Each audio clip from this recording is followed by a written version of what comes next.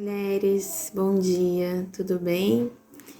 Meu nome é Roberta, sou de Itajubá, mas moro há 8 anos no Maranhão. Sou casada com Almir, que também é de Itajubá.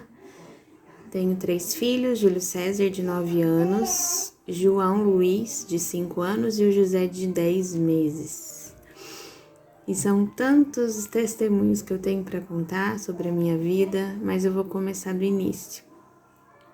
Eu cresci na igreja presbiteriana de Itajubá com algumas pessoas desse grupo e aos 14 anos, em uma escola dominical, eu tive um encontro com Jesus, com o Espírito Santo, mesmo já frequentando a igreja há alguns anos, e a partir dali comecei a ter uma intimidade com Deus, comecei a conhecê-lo de uma forma intensa, tive muitas experiências com Deus, muita intimidade, e aos 18 anos entrei para a faculdade, tendo um direcionamento real do Espírito Santo, fiz enfermagem em Itajubá, e nesse período o meu irmão abriu um bar de frente para a Universidade Federal de Itajubá, e eu comecei a me envolver ajudando ele no trabalho, e acabei tendo as minhas próprias escolhas, né? Fiz como Adão e Eva, eu me escondi dele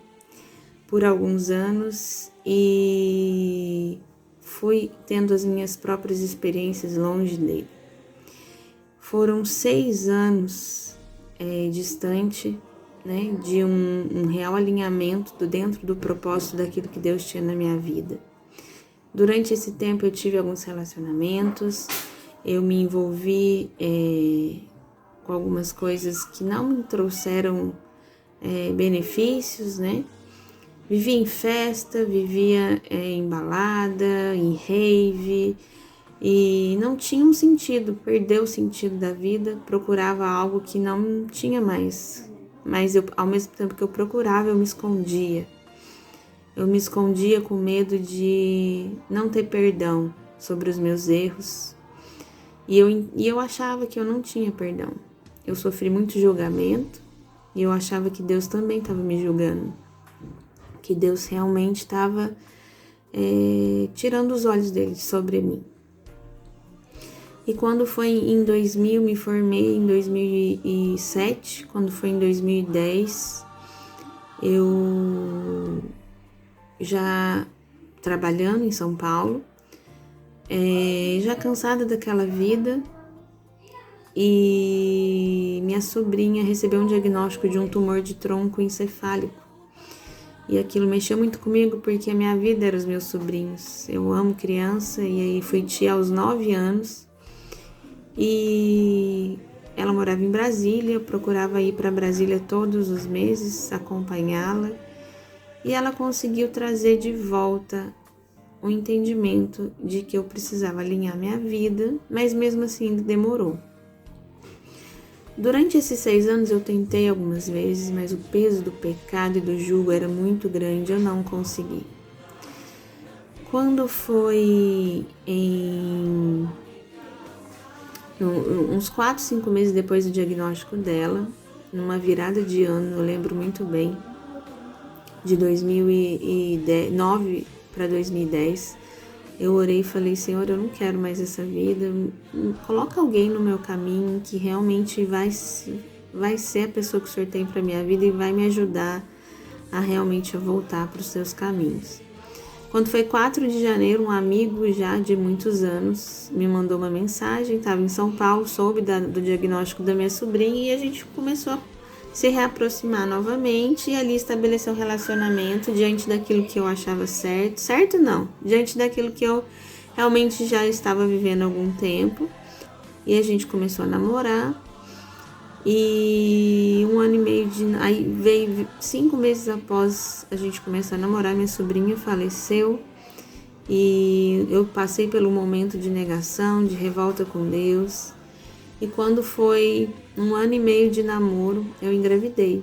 Engravidei do Júlio César, completou 9 anos essa semana.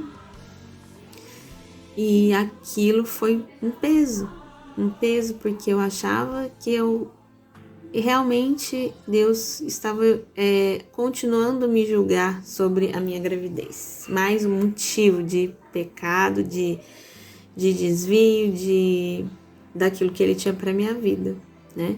Namorando e nesse tempo todo eu fiz uma prova de uma instituição federal e quando eu estava grávida e quando o Júlio estava com 7 meses, eu fui chamada para o Maranhão e vim. Eu, Júlio e Almir.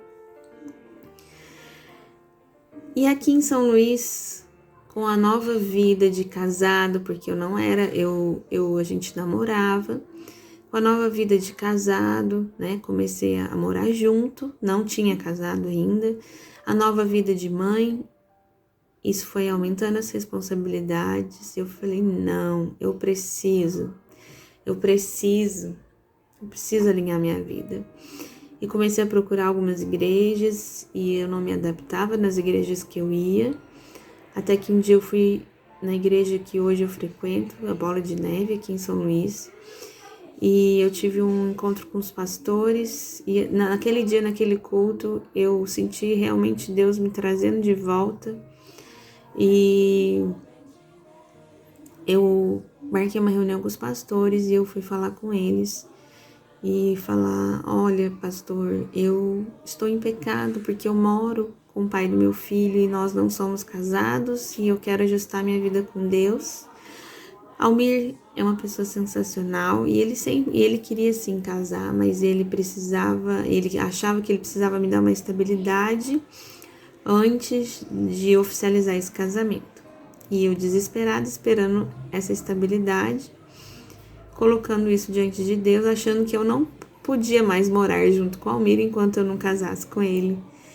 E longe da família, de todos, como que eu resolveria essa situação?